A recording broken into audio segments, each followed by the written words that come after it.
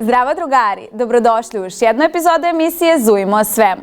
Danas pričamo o nečemu najlepšem na svetu, a to je mašta. Mašta nas vodi gde poželimo. U dvorac, na mesec, među jednoroge. A sada je sa mnom jedna posebna gošća koja mnogo voli da mašta. Ćao, ja sam Nina, kako se ti zoveš? Čarna. Wow, kako imaš lepo ime. Reci mi, Čarna, da li ti voliš da maštaš? Da. O čemu najviše voliš da maštaš? Da idem kod Pepeljuge. Ti ideš kod Pepeljuge i kako to izgleda kada ti maštaš? Pa, da zažmuriš i onda ti neko priča i onda pustiš neku muziku i onda tako zamišljaš. Ko tebi uglavnom priča, jel mama? Ne, samo smo na plesu tamo jednom u vrtiću radili. I kako si ti zamišljala? Ajmo, hoćemo sad da probamo da zamišljamo kako je kad se ide kod Pepeljuge. I gde živi Pepeljuga? U dvorcu. Koje boje je taj dvorac? U tvojoj mašti, na primjer. Belo-plavo. Ti je to omiljena boja? Da. I meni je plava omiljena boja. Imam i još omiljenih. Koja? Siva. Dobro. I zlatna i teget plavo. Dobro. A hoćemo da zamišljamo da si ti Pepeljuga ili da ti i ja idemo kod Pepeljuge? Da idemo ja i ti kod Pepeljuge. Ajde. A gde će da bude Pepeljugin dvorac? Na moru ili na planini? Na moru. Na moru. Da svratimo malo i da se okupamo, da? Ajde, sad ti nastavi malo. Kako ti dalje zamišljaš? Zamišljam da ona drugačije izgleda. Kako, na primjer? Pa da ima belo, sivo, haljinu i malo plave boje. Dobro. I onu gumicu što ima da bude zlatne boje. Wow, super je ta Pepeljuga. A kakve će da je budu cipelice? Hoće da budu... Isto staklene, samo A zašto ne mogu cipelice da budu, na primjer, od čokolade? kakao čokolade, jer onda ako trči, onda će izgubiti dve, a i onda će da ih se slome. Pa neće malo, nego ćemo mi da trčimo sa njom i onda kad ogladnimo, malo ćemo da gricnemo tu njenu cipelicu oko čokolade. Što pa mašta nam dozvoljava da mi maštamo kako želimo, ali ako ti želiš da bude od staklene, neka budu staklene. A može staklene, samo što druge boje. Kao, na primjer, crvene. Ne. Pa koje? Sad da. Može ljubičaste. Dobro. I malo bijelo. Dobro. Zujmo! Šta bi ti uradila kada bi ti neko rekao da to što ti maštaš je glupo? Ja bi mu rekla, ti ne možeš meni da zabraniš, zato što može svako da radi šta hoće, ali lepo. Tako je. Bravo, Čarna. Reci ti i meni, Čarna, jako voliš Pepeljugu, to sam mogla da zaključim po našem razgovoru. Zašto je Pepeljuga u 12 morala da ode sa bala? Zato što ona nije imala pravu haljinu, zato što je samo došla vila i onda je ona samo čarolijom napravila haljinu i cipele i onda je zato dobila, zato je izašla sa bala. I onda je tada izgubila jednu staklenu cipelicu. Da. I ko je našao cipelicu? Princ. Princ. I onda je išao do kuće, od kuće da bih našao odgovarajuću ženu. Da. I njih dvoje su se voljeli do kraja života. Ti imaš nekog svog princa? Ne. A neku simpatiju? Ne. Ni u vrtiću? Ni u vrtiću. Pa moramo da ti nađemo, Čarna, neku simpatiju. To je mnogo lepa stvar kada imaš simpatiju. Jesi imala nekad simpatiju? Da. Koga? Noleta. Noleta, ali ja njega poznajem. Da. Stvarno?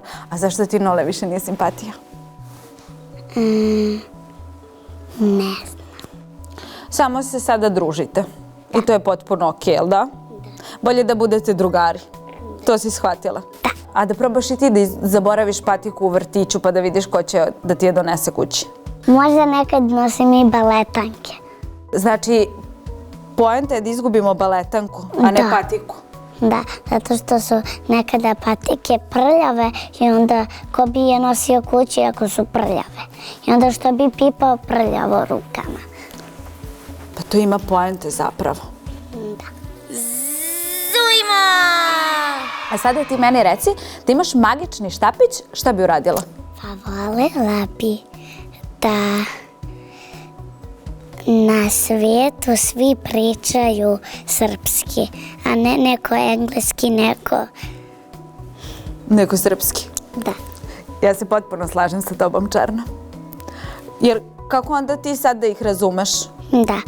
Onda, a i ako neko ne zna, Da. a on te pita nešto, onda se zbuniš. Da, ali možemo ovako, sigurno postoji neka školica engleskog jezika i onda naučimo engleski i onda se svi razumemo, jel da? I mi imamo u vrtiću engleski. Da, i eto i ti svakako kad porastiš ti ćeš znati i onda ćeš ih razumeti.